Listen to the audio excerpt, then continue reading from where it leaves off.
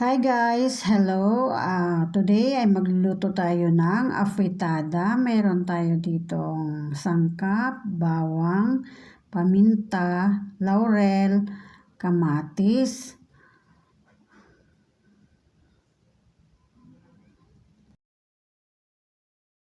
At meron tayong patatas, siling pula, sibuyas. At ang pinaka main ingredient natin ay chicken. Okay, magigisa na tayo maglagay muna tayo ng mantika. Hintayin na uminit ang mantika bago ilagay ang bawang,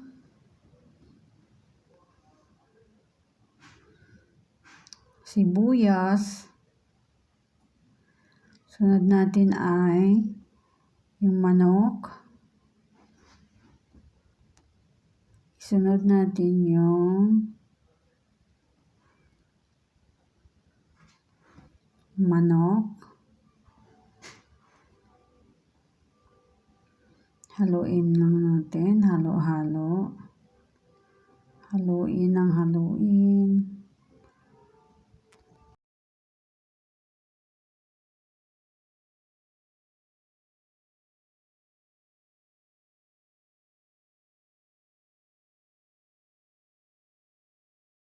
Haluin lang natin na haluin. Hintayin na lang natin na medyo maluto na yung konti yung ating chicken.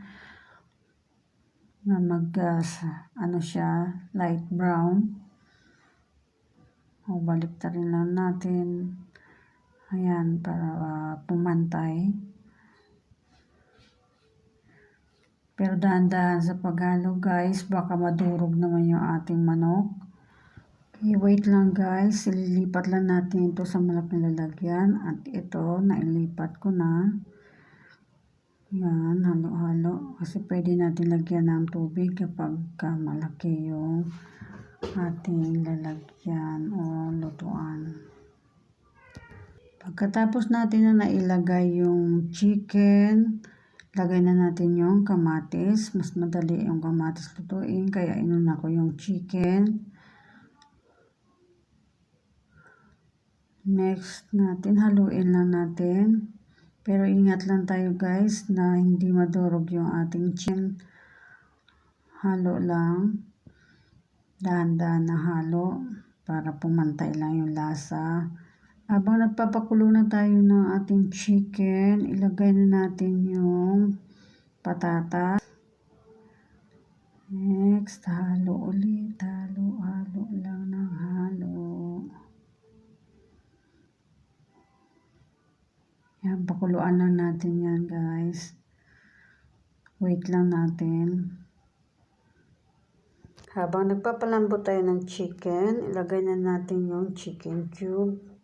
Dagdag lasa. Pampasarap din.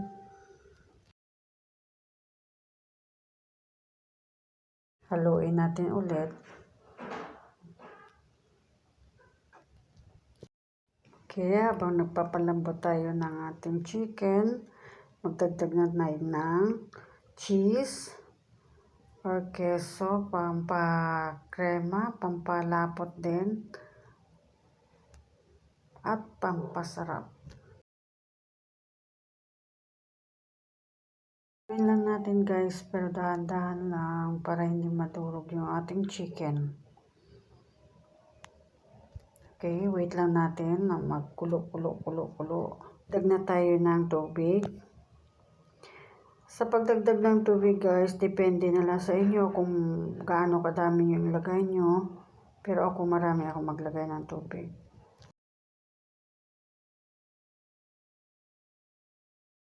Haluin na lang natin ulit. Tapos, hayaan na lang kumulo ng mga ilang minuto. Pakuluan lang natin siya.